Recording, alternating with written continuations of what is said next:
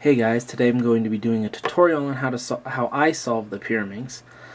This consists of anywhere from 2 to 5 steps, depending on what you usually get. Lots of skips. I'm going to go through each of the steps on how I solve it and the algorithms I use. There's not very many. There's like 4. Then I'm going to do a couple of walkthrough solves, just so you guys can understand how I solve it and what it looks like when I do. For the first step, you gotta solve a biohazard sign.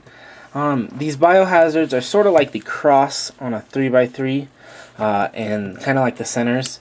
But the thing is that a biohazard can only be solved on one side of the puzzle. So this side will always be the yellow side. This side will always be the blue, red, green. I cannot solve green on this side because I can get 2, but where's the third one? The third one is back here. Is there any way possible to get this one over here? No. No matter what I do, I can't get that over here. See, now it's over here. So you have to solve it on the correct side. And this can be tricky for some people, but really it's pretty simple. You just got to find the side that all 3 biohazard corners can go onto, and then you solve them on that side, whether that takes a U prime, R, U, or whatever, as long as they all get on the same side. Okay guys, now after you've solved the biohazard on one side, you pick any side, it really doesn't matter. You are then to solve the edges, sort of like beginner's method, where all you're going to do is insert them using 2 simple algorithms.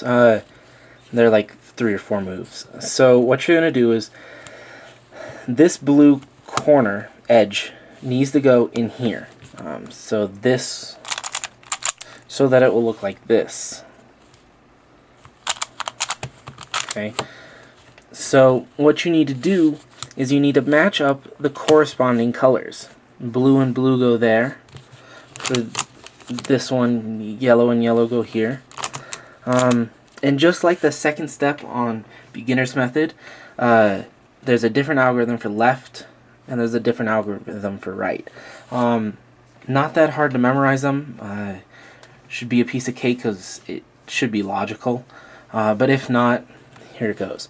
If it's on the left, all you need to do is you need to do an R, and you're bringing up this piece, and then you're going to do a U prime and an R prime, and that sticks it in. If it's on the right, you're going to do an L prime, a U, and an L, and that solves right there.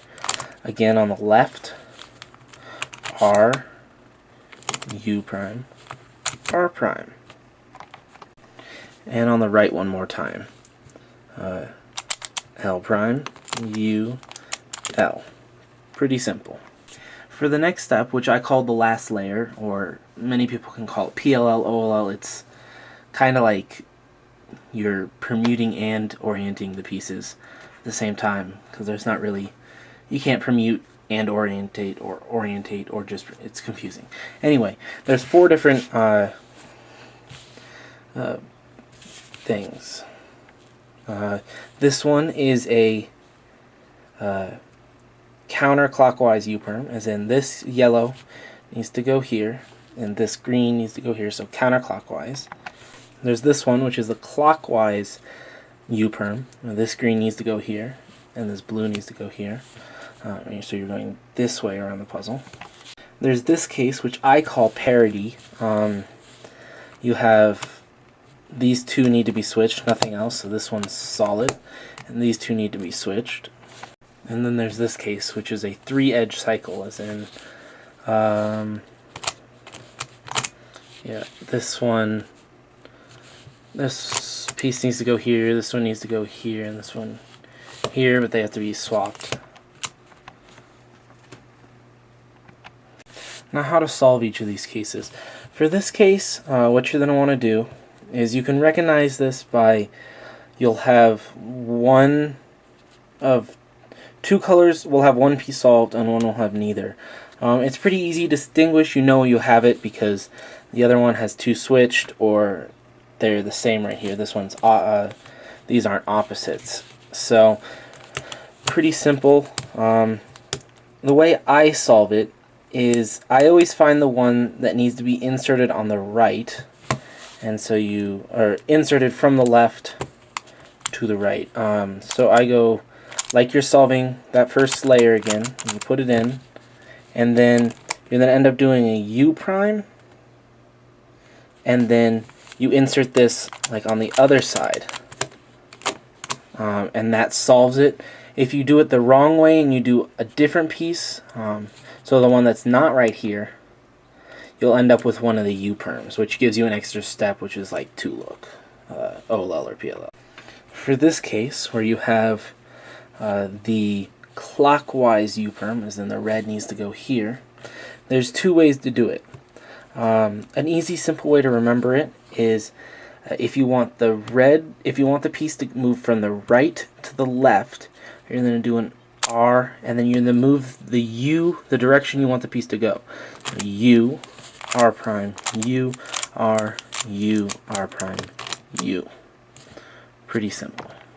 Another way you can do this algorithm, or this case, is L prime, U, L, U, L prime, U, L, U.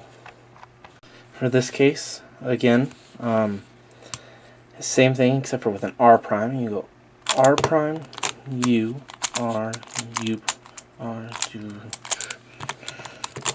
So it's the same thing, same concept of your U is the way that you want the thing to go. You're just using a R prime, and it's all dependent on your finger tricks and how you want to do it.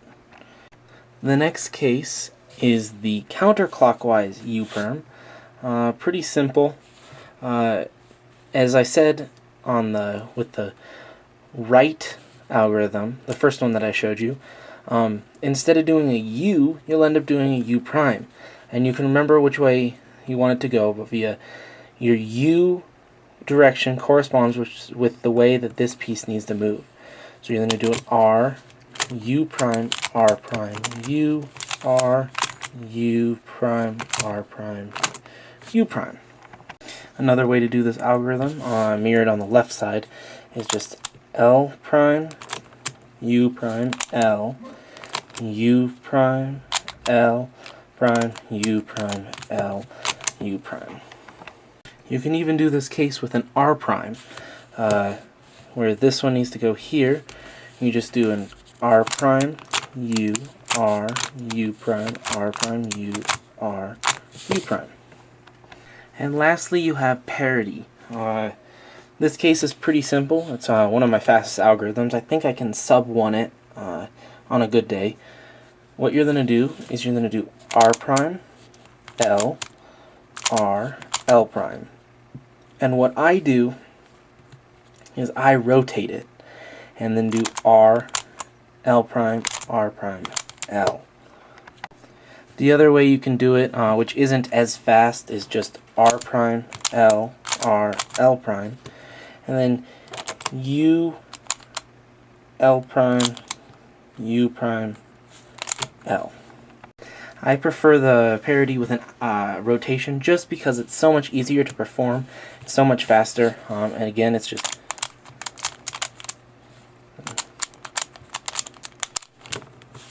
and that solves it. The last step in my method is solving tips. Worst part of any Pyraminx solve. The best part is when you have one tip turned. It all just depends on the scramble. Some scrambles have 3, 4, 1, 2. It's whatever the scramble says. This can be done at any point in the solve. You can either, if you see them and you just want to turn it, you can actually turn them just 2 at a time like that. And just you could actually flip the cube, pyramid thingy. It all depends. I mean, when do you want to solve them? If you can see your biohazard and then your edges right away, and you have that memorized, solve the tips. and then start it, or do the whole thing and then solve the tips at the end. I don't know which way's fastest. I've never really tried. Either way, it's just they have to be solved. Find the ones that are mixed up and turn it the right way. Pretty basic. Okay guys, so now for some walkthrough solves, just to show you how I do it. I'm going to be explaining it slowly as I go through each solve.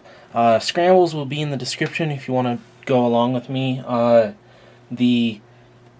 am scrambling it with blue on bottom, red on front, and yellow on right. So, okay, this is what it should look like when it's scrambled correctly. So, after looking this one over, I decided that my best bet would be red on this side, because I have one red inserted here and one red here, and this edge is already paired up. So what I would do is I'd end up doing I'd end up putting this one in so it matches here, and then pulling this one up. So now I don't have to worry about this. And I know that this has to go here, so I would turn this tip now that all these tips are turned. And then you flip it over, and you see that this one, this red yellow, is already in the slot. So you can't solve that one right now unless you take it out. So what you're going to do is you're going to solve this green one,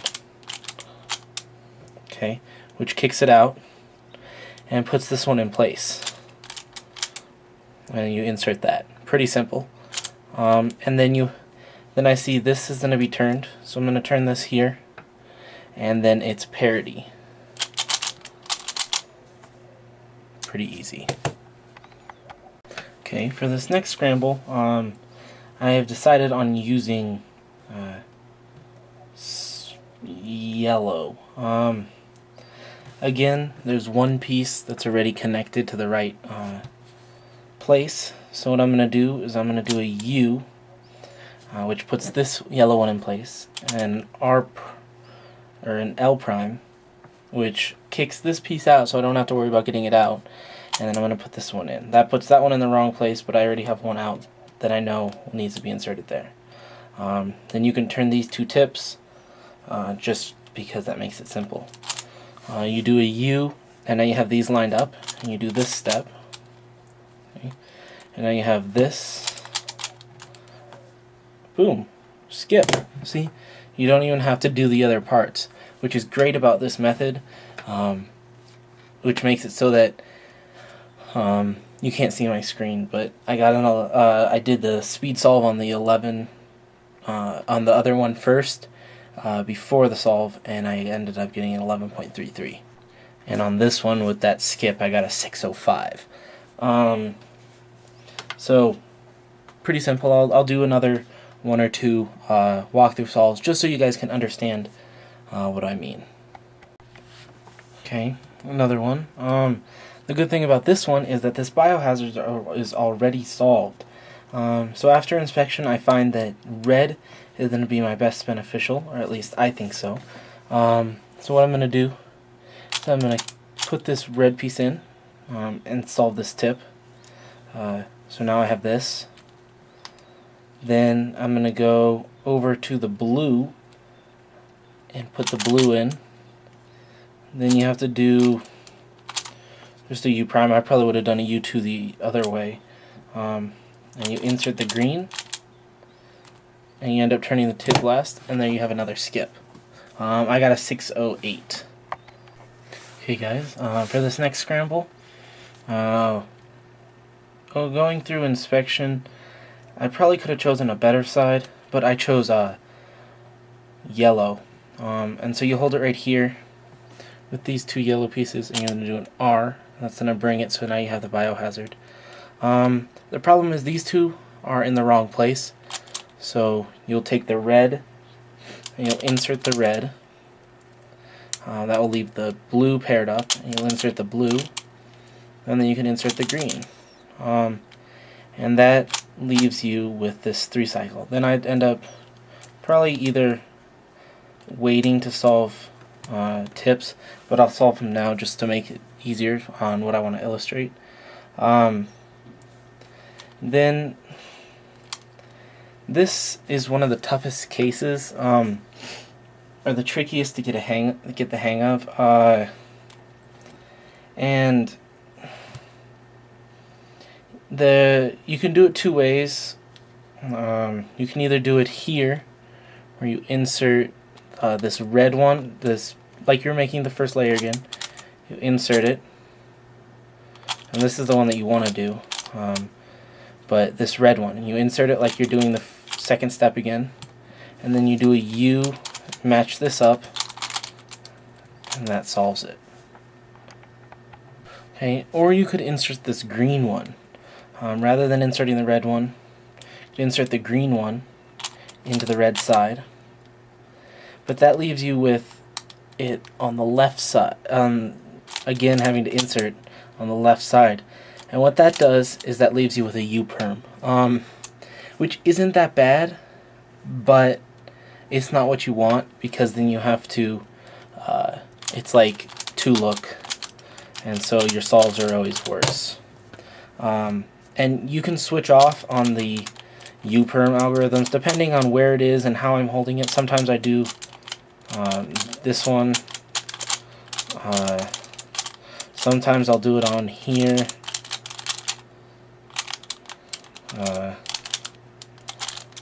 It all depends on the U-perm, but you do not want to do it there. I don't know how to distinguish it, I just do it, but if you can, you want it so that you have to do that extra U prime and then insert it again the other way so that you get a PLL skip.